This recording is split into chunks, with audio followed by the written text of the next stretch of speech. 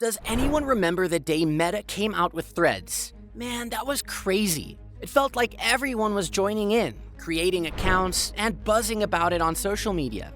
And lots of that was about how it was, basically a less feature version of Twitter. But still, that hype was unstoppable. Only just a few hours after launching, Threads hit 10 million users, and in just 1 week, they soared to 100 million users, overtaking ChatGPT as the fastest growing app ever. All the traction looked like Mark Zuckerberg was here to eat up Twitter and Elon Musk. But right after that fantastic launch month, Threads began to falter, struggling with user retention and activity. I bet you got a Threads account, and if it wasn't for this video, you would have completely forgotten about it, right? Trust me, you're not the only one.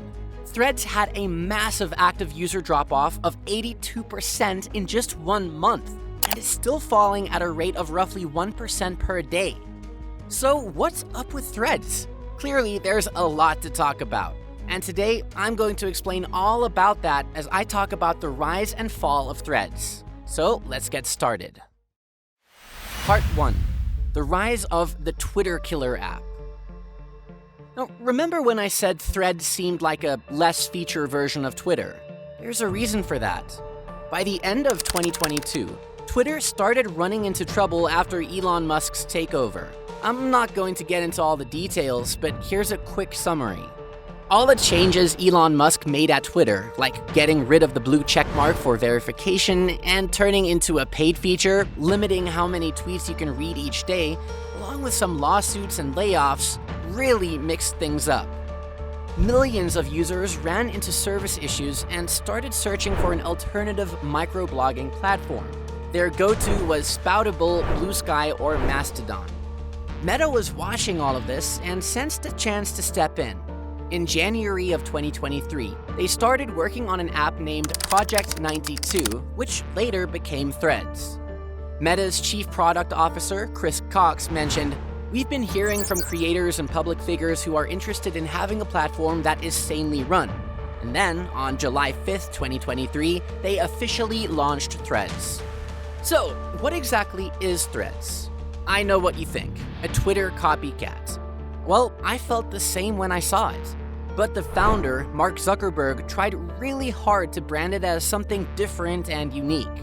According to him, Threads would be a kind and friendly place, and their approach is focusing on kindness, something that had been missing on Twitter. He said, "The goal is to keep it friendly as it expands. I think it's possible and will ultimately be the key to success. That's one reason why Twitter never succeeded as much as I think it should have, and we want to do it differently." So you can see, on Twitter, people talk about almost everything, especially political views or hard news stories. But on Threads, they don't really encourage these things. And the result? It looks like the world was really into it. Just hours after launching Threads exploded by all means. 10 million users in just a few hours.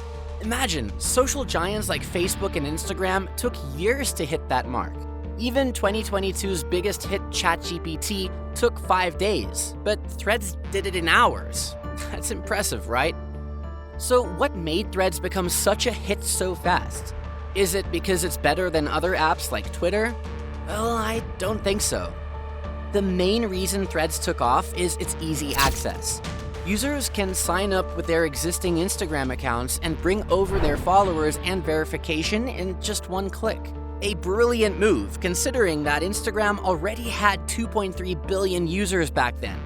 Even if Threads only converts a small fraction of them, it's still a pretty big deal. The second big reason, for me, is FOMO, or the fear of missing out. People were really curious about this new platform, especially since it's from the team behind Facebook and Instagram. Plus, when celebrities like Bill Gates, Shakira, and Oprah Winfrey, as well as big brands like Netflix joined in, it created a huge buzz. Nobody wanted to be left out, so they all hopped on, created accounts, and shared it all over social media. I remember everyone buzzing about how Threads could be the next TikTok. All the content creators I followed were signing up and beginning to post on Threads. Marketing experts were all suggesting that it was the perfect time to start your Threads marketing strategy. By early July 6th, there were already over 95 million posts and 190 million likes. And by the morning of July 7th, they had more than 70 million signups, a number that even CEO Mark Zuckerberg said was way beyond our expectations. But since you're watching this video, you probably know what comes next, right? Yes, the decline of Threads. So why did a platform with millions of users fall so quickly? Part 2. Bursting of the bubble. Only 6 weeks after its launch, Threads was quickly losing ground. Market intelligence firm Sensor Tower reported that by the end of July 2023, Threads had plummeted to 8 million daily active users, an 82% drop from its peak. Also, users spent just 2.4 minutes a day on the app, down more than 80%. So, what went wrong? Here are some reasons in my list. The first one is the missing of key features. There were no trending topics, no DMs, no hashtags, no search function, and no strong recommendation algorithm. All the crucial parts of a platform that offers real-time updates and public discussions. For example, on Twitter, you can quickly find out what people are saying about topics you're interested in, whether it's Taylor Swift's The Eras Tour or today's Bitcoin prices. That's why, without these topic-focused features, it's hard to find a related conversation to join in on Threads. Also, a lot of users said it was like Twitter in looks but TikTok in feel, meaning it flooded your feed with content from people that you don't follow, trying to spread content as widely as possible. This seems to mimic TikTok's approach, and Meta is known for adopting ideas from its rivals, just like they did with Snapchat's feature for Instagram stories. But when you borrow an idea, you need to make it better, like Instagram did with stories. Threads, however, missed the mark with its TikTok-style algorithm. There was no option to have a home feed exclusively for people you follow, so users might end up with a feed full of random stuff and posts from people you don't know. And of course, nobody liked that. The second reason is privacy concerns. I got this list of personal data that Threads collects from Apple's App Store, and they are a lot. Your location, health, fitness information, browsing history, search history, and sensitive information. That includes racial or ethnic data, sexual orientation, pregnancy or childbirth information, disability, religious and philosophical beliefs, trade union membership, political opinion, genetic information, or biometric data, which includes fingerprints and facial recognition data. And also your contact information, such as physical address, email, and phone number. I mean, that's crazy, right? Just think about it. Over 100 million people agreed to give up all that personal data with just a single click when they signed up. Threads even wants access to your medical and financial records, and pretty much everything about your device and life.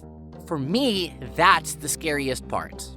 And it's no secret why they're collecting all this data. It's for selling ads. Even though Threads doesn't have ads yet, it's pretty obvious they will in the future. Plus, since they do not have a following-only feed, the Threads feed is likely to be filled with sponsored content soon. And with Meta's not-so-great track record of protecting user data over the years, people have even more reasons to be concerned about Threads. The next one, it's about the content. I think the issue lies in Threads' core value of kindness. It looks like what Meta sees as negative on Twitter, stuff like political content, is actually what keeps people engaged. Now, without these elements, this Twitter clone seems pretty dull. When I open it, I see a lot of very generic content that seems to be coming from a team of brand managers or public figures, says Kevin Driscoll, Associate Professor of Media Studies at the University of Virginia. And the final point, the very people who sparked the initial hype, content creators and celebrities, are leaving. YouTube star Mr. Beast, who quickly became more followed than Zuckerberg on the platform, hasn't posted anything in more than 24 weeks. Even Mark Zuckerberg couldn't ignore the flop. He said, if you have more than 100 million people signed up, ideally it would be awesome if all of them or even half of them stuck around. We're not there yet. But the question is this just another one of Meta's failures, like Lasso, their version of TikTok, or Hobby, their take on Pinterest? Or is it part of a larger plan? I think there's something here. Part 3. A bigger plan. In December of 2023, Meta's CEO Mark Zuckerberg announced they've begun testing the integration of posts on Mastodon and other ActivityPub services. This move brings Meta closer to its big goal of making Threads compatible with the Open Social Networking Protocol, or in other words, the Fediverse. I know you're screaming, what exactly is Fediverse and ActivityPub? Well, first, the Fediverse, a combination of the words federation and universe. It's a network of decentralized servers using open source standards. Unlike traditional social networks, Fediverse allows users to connect and communicate with others seamlessly across multiple platforms. And now ActivityHub? Well, David Pierce from The Verge sums it up perfectly. It's a technology through which social networks can be made interoperable, connecting everything to a single social graph and content sharing system. It's governed by open protocols, not closed platforms. It aims to give control back to users and make sure that the social web is bigger than any single company. Sounds complicated, right? To make it easier to understand, you can just imagine that you can post a photo on Instagram and I could comment on it using Twitter. Your friends could see your tweets on TikTok. I could stick to Tumblr and you could read all my posts on Telegram. That's the decentralized social platform. It's a pretty big deal considering how social media platforms operate right now. Your Facebook friends are just on Facebook. You can't take that list to another app or easily follow the same people on a different platform. If you want to read Facebook posts or create your own, you have to do it on Facebook. This kind of platform lock-in has been a huge moneymaker for social media companies over the years. They profit from our content, contacts, and personal information. But the main issue with decentralized social platforms is user-friendliness. Take Mastodon, for example. It's complex. When you join Mastodon, you have to pick a server that is confusing and needs a lot of understanding, and then find people to follow without any kind of cross-server directory. There's no good tool for verification either, so if you want to find NPR on the Fediverse, all you can really do is guess which account is the real one. So with Threads joining the game, it looks like Meta might make it easier for users to hop on board, and that's what's happening. Check it out. Kevin Beaumont, a Threads user, posted screenshots showing Adam Mosseri's Threads account as seen on the Mastodon client Ivory.